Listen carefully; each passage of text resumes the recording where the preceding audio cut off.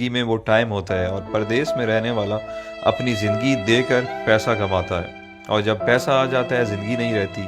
آپ کے ماں باپ نہیں رہتے، آپ کے بچوں کا بچپن نہیں رہتا، آپ کی بیوی بوڑھی ہو جاتی ہے، آپ کے دوست یار آپ سے جدا ہو جاتے ہیں، آپ اپنا علاقہ، خوشی غمی سب چیزوں سے دور ہو جاتے ہیں، آپ کی زندگی صرف ایک پیسہ کمانے والی مشین بلکہ اے ٹی ایم مشین بن کے رہ جاتی ہے۔ آپ مہینے کے مہینے اس سے پیسے نکالتے ہیں اور گھر بھیج دیتے ہیں، یہ آپ کی زندگی ہے۔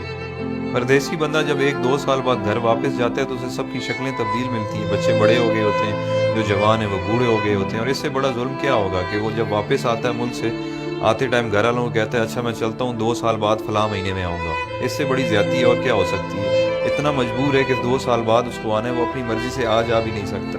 اچھا، جب ہم پردیسی چھٹی جاتے ہیں تو گھر والے بھی مہمان کی طرح ٹریٹ کرتے ہیں، آپ کی صحیح غلط ہر بات مانتے ہیں کہ 10-15 دن کے لیے آیا ہے، جو کہتا ہے سن لو، اور دوسرا پیسے بھی تو دیتا ہے۔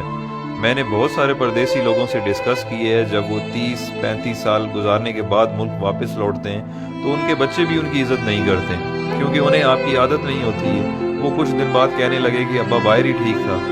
ہر وقت روکتا ہے ٹوکتا ہے، یہ نہ کرو وہ نہ کرو، بیوی بھی اب اتنی عزت نہیں کرے گی کیونکہ آپ بوڑھے ہو چکے ہیں اور پیسے بھی نہیں کماتے۔ یہ ساری چیزیں اتنی جلدی آپ کو ہضم نہیں ہوں گی، کیونکہ جب آپ پردیس سے آتے تھے تو آپ کو منسٹر جیسا پروٹوکول ملتا تھا، جو اب واپس آنے پر نہیں ملے گا۔ آپ کچھ دن تو ان سب لوگوں سے لڑیں گے کہ میں نے آپ کے لیے زندگی ملک سے باہر گزار دی، میں نے یہ کیا، میں نے وہ کیا، بٹ سب نے یہی کہنا ہے کہ آپ نے کچھ نہیں کیا، بلکہ آپ کی وجہ سے ان کی زندگی خراب ہو گئی ہے۔ فائنلی دل برداشتہ ہو کر آپ نے ایک کونا پکڑ لینا ہے، بیٹھ کے سوچتے رہنا ہے کہ میرے ساتھ ہوا کیا ہے، میں نے کیا کیا ہے۔ اس دوران لوگ آپ کو پاگل نہیں تو کم از کم یہ کہنا ضرور شروع کر دیں گے کہ بڈھا کھسکا ہوا ہے، اس کی باتوں پہ زیادہ دھیان نہ دیا کریں۔ آخرکار لوگوں کے بیہیویئر، رویوں کو سوچتے سوچتے آپ حقیقت میں پاگل ہو جائیں گے اور اپنے خالق حقیقی سے جا ملیں گے۔ یہ ہے پردیسیوں کی زندگی کی سٹوری، جس میں خود بھی شامل ہوں۔ جو پردیس میں رہتے ہیں وہ میری باتوں کو اچھی طرح سمجھ رہے ہوں گے، کیونکہ جس پہ گزرتی ہے وہی جانتا ہے۔ اب آپ مجھے بتائیں اچھا فیصلہ کیا ہے؟ ایک طرف پیسہ، صرف پیسہ اور صرف پیسہ ہے،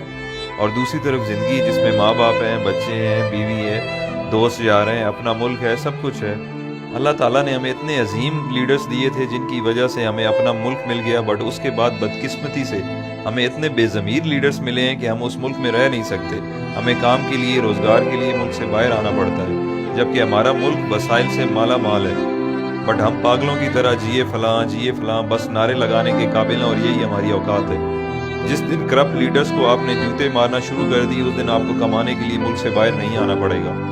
یہ کرپٹ لیڈرز اپنی اولاد کی غیر موجودگی میں علاج تک نہیں کرواتے، اور ایمانداری سے پردیس میں ایک محنت مزدوری کرنے والا غریب انسان اپنے ماں باپ کے جنازے پہ نہیں پہنچ سکتا۔ آپ کبھی تجربے کے طور پر 1 گھنٹہ انٹرنیشنل ایئرپورٹ پر ارائیول اور ڈپارچر میں گزار لیں، آپ لوگوں کو اندازہ ہو جائے گا کہ پردیس میں رہنے والے اور ان کے گھر والے کس تکلیف سے گزر رہے ہیں۔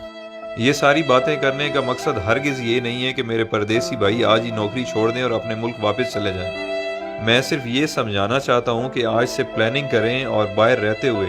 کوئی چھوٹا سا کام اپنے ملک میں شروع کر دیں، تاکہ کچھ عرصے بعد اپنے ملک واپس آنے کے قابل ہو جائیں۔ کہ اتنے وسائل ہو جائیں کہ آپ واپس آ جائیں،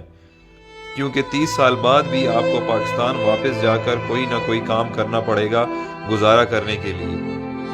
تو آج سے کیوں نہ شروع کیا جائے۔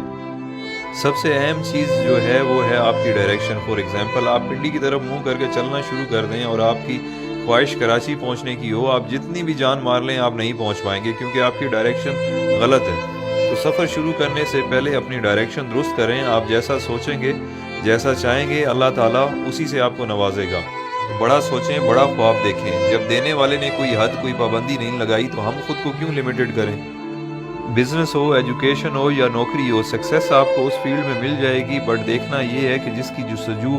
آپ کر رہے ہیں یا جو خواب آپ دیکھ رہے ہیں اس کی اہمیت، ویلیو کیا ہے۔ اگر آپ کی خواہش پڑھ لکھ کر سرکاری نوکری کرنا یا ٹائی والی نوکری حاصل کرنا جسے آپ وائٹ کالر کہتے ہیں،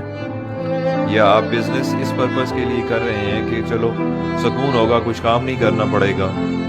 تو بھائی آپ کے خواب بہت چھوٹے ہیں۔ دنیا میں بہت کچھ ہے، کام ایسا سلیکٹ کریں کہ اگر آپ منزل پر پہنچ جائیں تو آپ اپنے اور اپنے گھر والوں کے ساتھ ساتھ خاندان، محلے، گاؤں، شہر اور معاشرے کے لیے فائدہ